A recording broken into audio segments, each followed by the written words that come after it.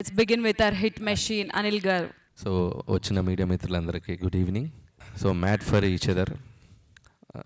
నేను స్క్రిప్ట్ రాసుకోవాలి, కొద్దిగా బిజీగా ఉన్నాను, వర్క్ చేసుకోవాలంటే మా రఘున్న వచ్చి ఒక అద్భుతమైన షో ఒకటి ఉంది అని చెప్పి ఒక కాన్సెప్ట్ చెప్పి, ఇది మీరు జడ్జ్గా రావాలి, ఎందుకంటే ఈ ఫ్యామిలీ బ్యాక్గ్రౌండ్లో బాగా మంచి సినిమాలు తీశారు కాబట్టి ఈ షోలో మీరు ఉంటే బాగుంటుందని చెప్పి నన్ను ఆల్మోస్ట్ ఒక ఎమోషనల్ బ్లాక్మెయిల్ చేశారు.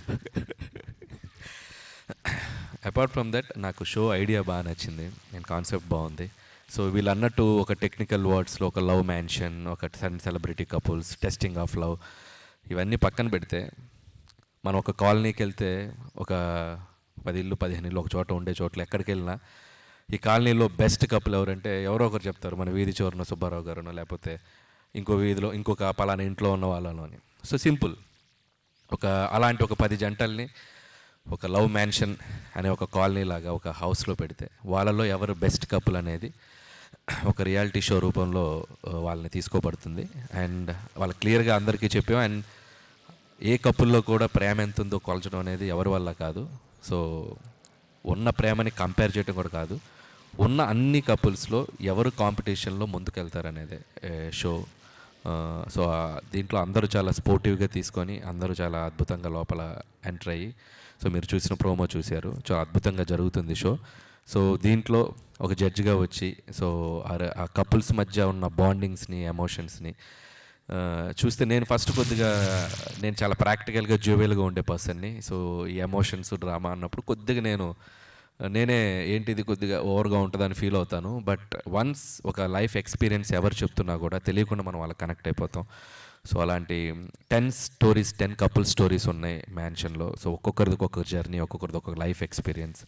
అవన్నీ వింటున్నప్పుడు మనకు తోచిన సలహాలు మనం ఇవ్వటం, వాళ్ళ దగ్గర ఏదన్నా ఇన్స్పైరింగ్ థింగ్స్ ఉంటే మనం తీసుకోవటం. సో ఇలా చక్కగా వెళ్తుంది. And happy to be in this show.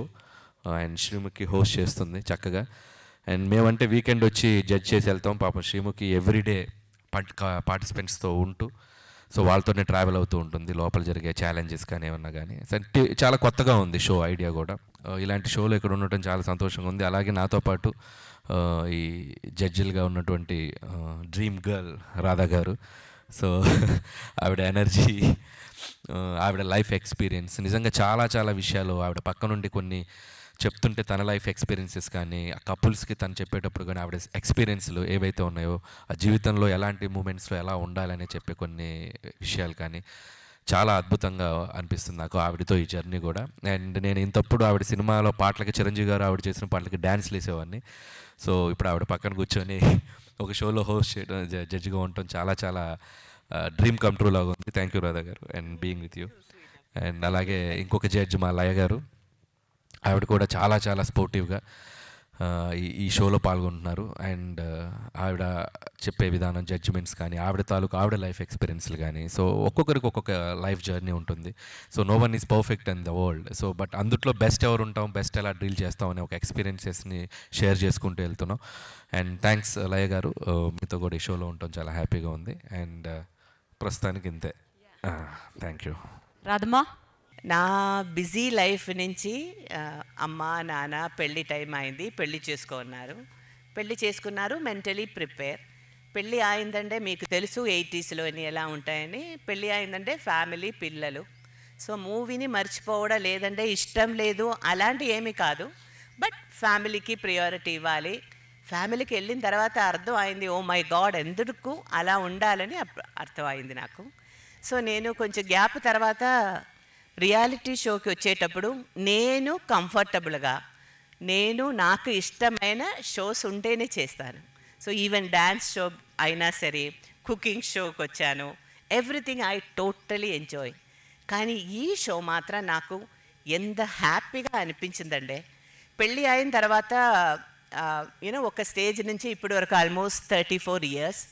కానీ నేను ఎలా ఉన్నానో, నేను మా ఆయన మధ్యలో ఉన్న ఒక మంచిదైనా చెడ్డదైనా ఫైట్ అయినా ఏమావండి, అది మళ్ళీ కొన్ని వాళ్ళు మాట్లాడుతున్నప్పుడు, పేయర్స్ మాట్లాడుతున్నప్పుడు నాకు ఆ గుర్తు వస్తుంది.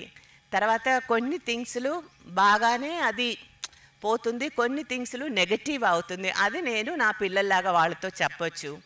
తర్వాత వాళ్ళు ఎంత స్పోర్టివ్గా ఒకవేళ నేను ఈ ఏజ్లో ఇలా రియాలిటీ షోలు రావాలంటే వస్తానో నాకు డౌట్గా ఉంది. కానీ ఆ 10 పేయర్స్ వాళ్ళ దగ్గరలో ఏ ఫైర్ ఎలా ఉందంటే మన రిలేషన్షిప్ని బాగుండాలి, ఆ రిలేషన్షిప్ని స్ట్రాంగ్ చేయాలి, దానితో పాటు ప్రూవ్ చేయాలి అని ఆ ఒక ఫైర్ కనిపించింది.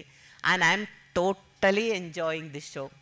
ఈవెన్ అనిల్ గారు అయినా సరే, నేను ఎప్పుడు డాన్సు అది ఇది గురించి మాట్లాడుతుంటే it was fun. And Sreemukhi my darling from the beginning, she's like a heart of the show. And I met her actually. తను ఒకసారి పెళ్ళి అయి ఫస్ట్ టైం యూఎస్ వెళ్ళేటప్పుడు ఎయిర్పోర్ట్లో కలిశాను.